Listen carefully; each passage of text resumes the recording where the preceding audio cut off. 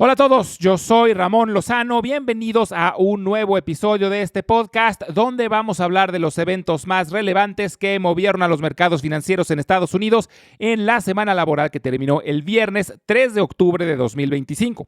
En la empresa de la semana vamos a hablar sobre ByteDance y en la sección educativa vamos a hablar sobre la compra de TikTok.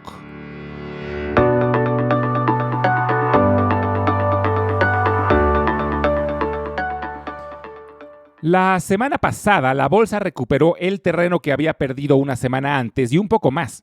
El Dow Jones y el Standard & Poor's 500 subieron 1.1% cada uno y el Nasdaq ganó 1.3%. Lo más relevante de la semana sucedió en el ámbito político, ya que el gobierno de Estados Unidos cerró el miércoles por la tarde, debido a que los republicanos y los demócratas no pudieron ponerse de acuerdo para aprobar una ley que financiara los servicios gubernamentales durante los próximos meses. Bajo el sistema estadounidense, las diferentes ramas del gobierno deben llegar a un acuerdo sobre los planes de gasto antes de que puedan convertirse en ley. Actualmente los republicanos controlan ambas cámaras del Congreso, pero en el Senado no alcanzan los 60 votos necesarios para aprobar la ley de gastos, lo que le da a los demócratas de oposición cierto poder de negociación. No me quiero meter mucho en los argumentos de ambos partidos porque son temas políticos y no es el tema central de este podcast. Más bien quiero hablar de las posibles consecuencias económicas. También explicar que no todos los aspectos del gobierno se cierran. Los servicios considerados esenciales continuarán funcionando con normalidad, como el personal de seguridad, control de aduanas, personal médico, controladores aéreos, etc. Pero las agencias que se encargan de recopilar y publicar reportes sobre la economía no son considerados esenciales, por lo que esta semana no tuvimos el tan esperado reporte mensual sobre el empleo del mes de septiembre. A falta de este reporte, los inversionistas usan información alternativa, como la que publica una empresa llamada Automatic Data Processing Inc., que es una compañía que provee software relacionado a nómina y recursos humanos. No es un reporte tan confiable, pero es mejor que nada. Y lo que mostró fue que durante septiembre el mercado laboral se siguió enfriando, aunque la tasa de desempleo se mantuvo sin cambios. Hemos visto en el pasado cierres en el gobierno similares a lo que está ocurriendo en este momento y el impacto en la economía ha sido muy limitado. Su efecto dependerá mucho de cuánto pueda durar. Algunos analistas comentan que por cada semana de cierre, el PIB podría tener una reducción de 0.1%, pero una vez que el gobierno reabre, se suele recuperar relativamente pronto. Aunque en esta ocasión podría ser diferente si el presidente Trump cumple su amenaza de aprovechar la oportunidad para despedir a cientos de empleados no esenciales del gobierno. En cualquier caso, lo que vimos durante la semana es que a los mercados no les importó mucho el cierre del gobierno. Mientras el consumo no se desacelere y las empresas sigan reportando buenas ganancias, los inversionistas suelen mantener la calma. De nuevo, esto dependerá del tiempo. Un cierre prolongado puede empezar a afectar la confianza del consumidor y retrasar pagos o contratos federales. El sector que mejor desempeño tuvo la semana pasada fue el de la salud, sobre todo las farmacéuticas. Esto se debió a que la administración del presidente Trump llegó a un acuerdo con Pfizer que le permitirá evitar aranceles a cambio de que reduzca el precio de medicamentos a estadounidenses y a la promesa de que aumentará la fabricación dentro de la Unión Americana. Otras empresas del sector como Eli Lilly y Bristol Myers también reaccionaron de manera positiva con la esperanza de que logren acuerdos similares. Esto reduce de cierta forma la incertidumbre que ha rondado a esta industria desde que inició la nueva administración. Electronic Arts, la empresa desarrolladora de videojuegos, famosa por sus juegos de deportes, anunció que se convertirá en empresa privada, debido a que será adquirida por un grupo de inversionistas liderado por el Fondo Público de Inversión de Arabia Saudita. Entre los inversionistas también se encuentra la firma Silver Lake y Affinity Partners, en la que participa Jared Kushner, yerno del presidente Trump. El acuerdo se firmó por $55,000 millones, lo que la convierte en la compra privada más grande de la historia. Se sabe que Mohammed bin Salman, el príncipe de Arabia Saudita, es fanático de los videojuegos y ha invertido muchos miles de millones de dólares en crear un ecosistema de entretenimiento digital. Además de la compra de Electronic Arts, también tienen acciones en Activision Blizzard, Capcom, Nintendo y Take-Two Interactive. También han organizado torneos mundiales de videojuegos. Tesla reportó un número récord de ventas durante el tercer trimestre del año, Pero esto se debió a un incremento artificial en la demanda, porque el gobierno de Estados Unidos ha decidido cancelar un incentivo que tenían los autos eléctricos a través de un crédito fiscal de $7,500 por vehículo. Por esta razón, muchas personas decidieron aprovechar las últimas semanas de estos incentivos para comprar su auto. Seguramente la demanda de autos eléctricos disminuirá con la cancelación de este incentivo y aumentará la de autos híbridos o de combustión interna, aunque no sabemos qué tanto. Pero las acciones de empresas fabricantes de autos de combustión interna como Ford y General Motors ya tuvieron una apreciación importante, ya que serán las principales beneficiarias del cambio en la demanda.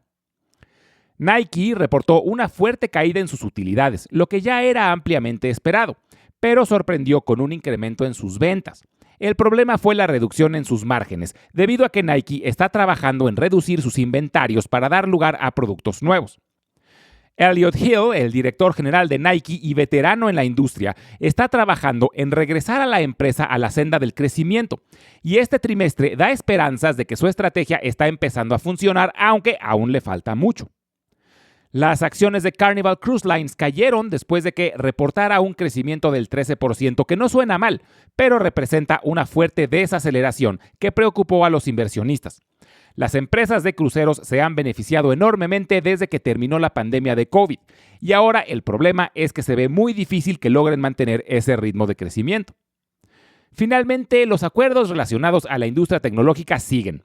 La semana pasada se anunció que CoreWeave, la empresa de computación en la nube, y Meta, la empresa madre de Facebook e Instagram, crecerán su alianza. También se anunció que Intel está en pláticas para fabricar chips de AMD. Esto hubiera sido impensable hace algunos años, ya que estas empresas eran archirrivales. Pero Lip Bhutan, director general de Intel, está rompiendo algunos paradigmas para tratar de darle vuelta a la empresa, y maquilar chips de otras empresas está dentro de sus planes.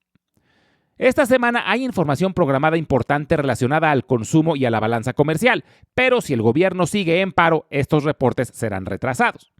Y los reportes trimestrales más relevantes de la semana serán los de Constellation Brands, McCormick, PepsiCo, Delta Airlines y Levi Strauss.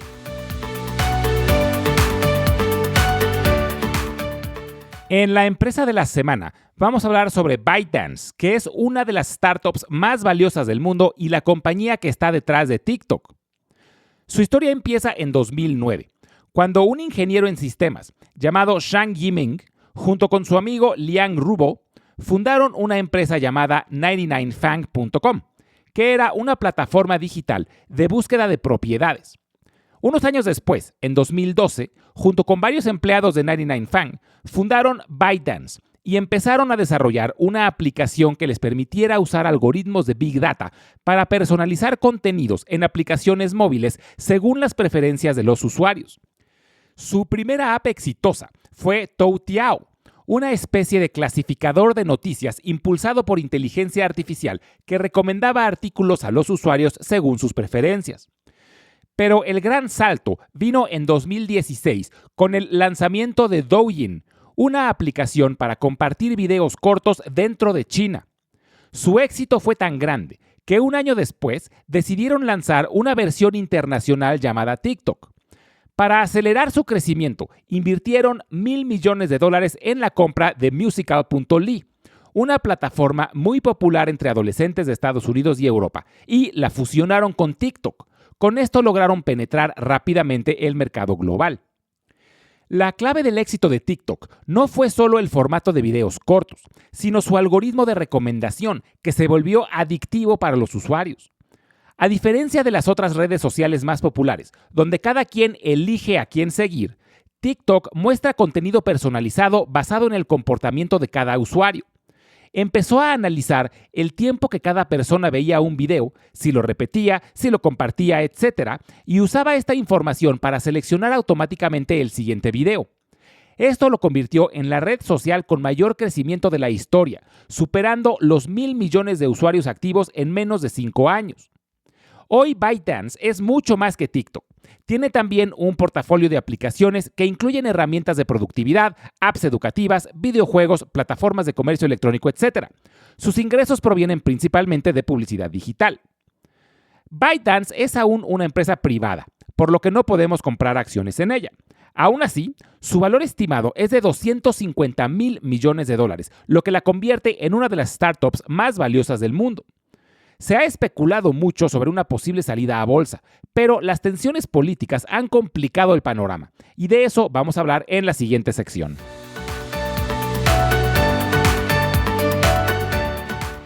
TikTok no es solo una app de entretenimiento. Se ha convertido en un conflicto político y hasta un asunto de seguridad nacional. El tema empezó a escalar durante la primera administración del presidente Trump. En ese momento, TikTok ya se había convertido en la aplicación más descargada del mundo y su popularidad entre los jóvenes estadounidenses crecía de manera explosiva. Pero de la misma forma crecían las dudas en Washington. Las autoridades de Estados Unidos empezaron a cuestionarse sobre lo que puede suceder con todos los datos personales que la aplicación obtiene y almacena. Y es que ByteDance, la empresa madre de TikTok, tiene su sede en Beijing. Y en China, las leyes obligan a las empresas privadas a cooperar con el Partido Comunista y los servicios de inteligencia si se les solicita. Esto encendió las alarmas. La sola idea de que una de las plataformas más influyentes entre la juventud estuviera controlada por una empresa china generaba incomodidad política y estratégica. Preocupaba el riesgo de espionaje, pero algunos especialistas han dicho que lo que más les preocupó a los políticos es el riesgo de influencia. El verdadero poder de TikTok está en su algoritmo de recomendación. Si alguien controla qué contenidos se hacen virales y cuáles se esconden, puede influir en la opinión pública, amplificar ciertos mensajes y silenciar otros. En plena era de desinformación digital, esto es visto como un riesgo de seguridad nacional. Por esta razón, desde 2020, el presidente Trump firmó órdenes ejecutivas para obligar a ByteDance a vender TikTok en Estados Unidos. Inicialmente, los tribunales federales bloquearon esas órdenes por problemas legales. Pero la preocupación no desapareció. Con la llegada del presidente Biden, las medidas se revisaron y se buscó un acuerdo para que la app pudiera operar bajo ciertas condiciones de seguridad. Aquí surgió lo que se conoció como el Proyecto Texas, un plan en el que Oracle administraría los datos de usuario de estadounidenses en servidores dentro de Estados Unidos para reducir los riesgos. El problema es que para muchos congresistas esto no era suficiente. Seguía la pregunta clave: ¿y el algoritmo? Porque aunque los datos estuvieran en Texas, el motor que decide lo que ve cada usuario seguía en manos de una empresa china. El año pasado, el Congreso de Estados Unidos decidió ir más allá y aprobó una ley que exige que TikTok, por lo menos lo que opera dentro de la Unión Americana, se venda a inversionistas mayoritariamente estadounidenses, o quedaría prohibido. Después de varios episodios legales y políticos, hace un par de semanas se llegó al acuerdo más reciente, que es la venta de la operación estadounidense a un consorcio que incluye a Larry Ellison, a Michael Dell y a Rupert Murdoch. ByteDance seguirá teniendo un porcentaje minoritario y seguirá siendo dueña del algoritmo, por lo que recibirá regalías por el uso, pero será completamente operado y manejado en Estados Unidos y con supervisión de algunos aliados como Oracle. En resumen, TikTok es un ejemplo de cómo la tecnología puede ser vista como un riesgo geopolítico y refleja una pregunta más grande, y es ¿hasta dónde los gobiernos están dispuestos a intervenir en el libre mercado? Claro que en este caso los políticos argumentan seguridad nacional, aunque parece que lo que realmente les preocupa es que se pueda manipular a la opinión pública de forma que no les convenga. Como siempre, les recuerdo que las transcripciones de todos los episodios las estaremos subiendo al blog de Substack, al que pueden acceder directamente desde la página www.ramonlog.com. Y los invito a visitar nuestro canal de YouTube, que lo pueden encontrar como Invertir en la Bolsa Podcast. Ahí podrán encontrar los audiogramas de todos los episodios, además de videos educativos. Finalmente, les dejo mi correo electrónico por si tienen alguna duda, comentario o sugerencia. Es ramonlog@yahoo.com. Muchas gracias y nos escuchamos en el próximo episodio.